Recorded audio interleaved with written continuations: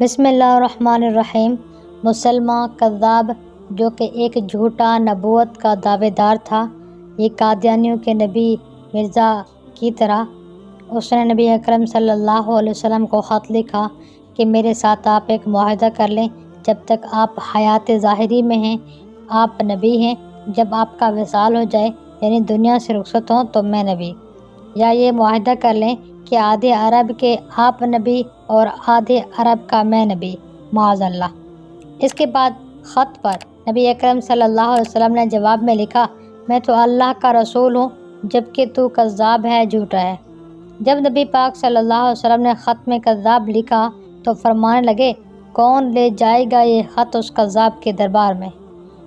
اب اس کے دربار میں جانا ہے، حالات بڑے خطرناک ہیں، اس کے آگے بھی بندے اور پیچھے بھی بندے ہیں، جان کا خطرہ بھی ہے۔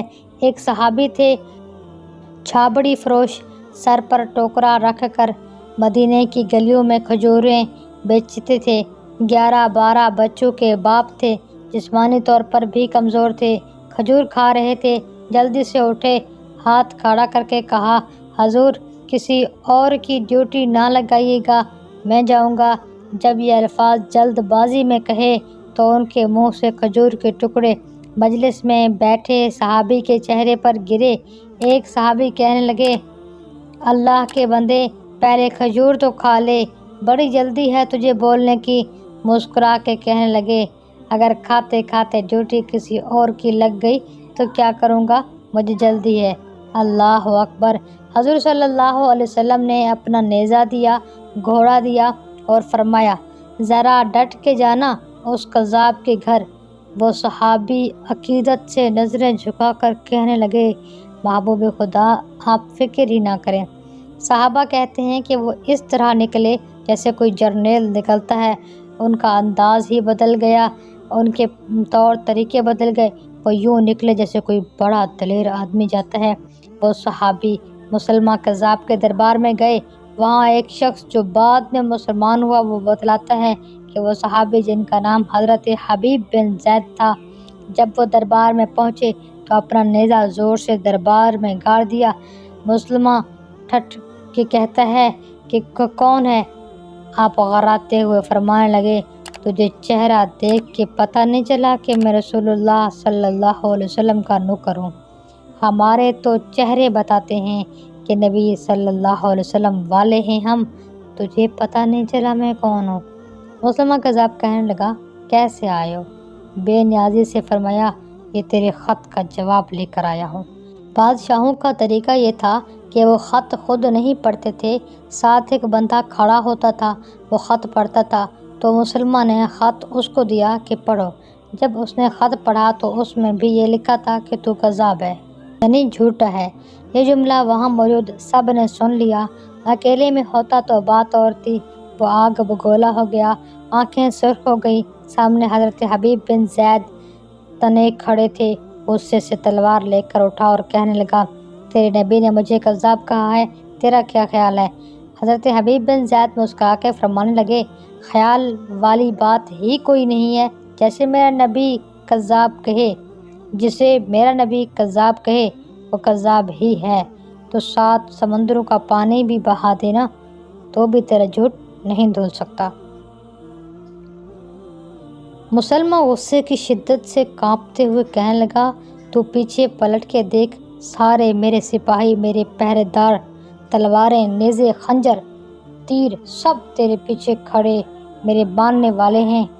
حضرت حبیب بن زید رضی اللہ تعالیٰ عنہ فرمانے لگے، میرے 12 بچے ہیں، ان میں سے کچھ ایسے ہیں جو دودھ پیتے ہیں، کچھ ایسے ہیں جنہوں نے ابھی چلنا نہیں سیکھا۔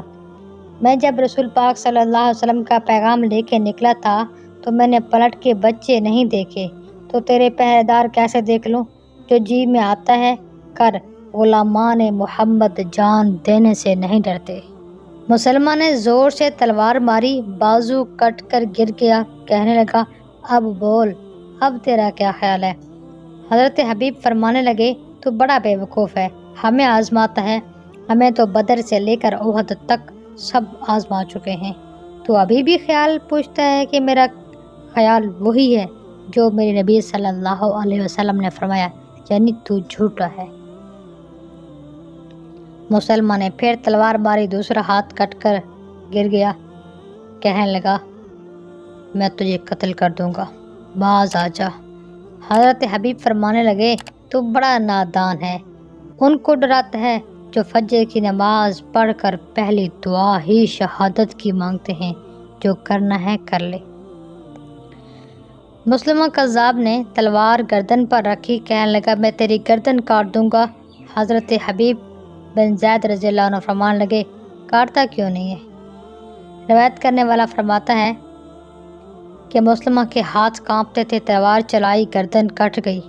ادھر مدینے میں حضور صلی اللہ علیہ وسلم کی آنکھوں سے آنسو آئے۔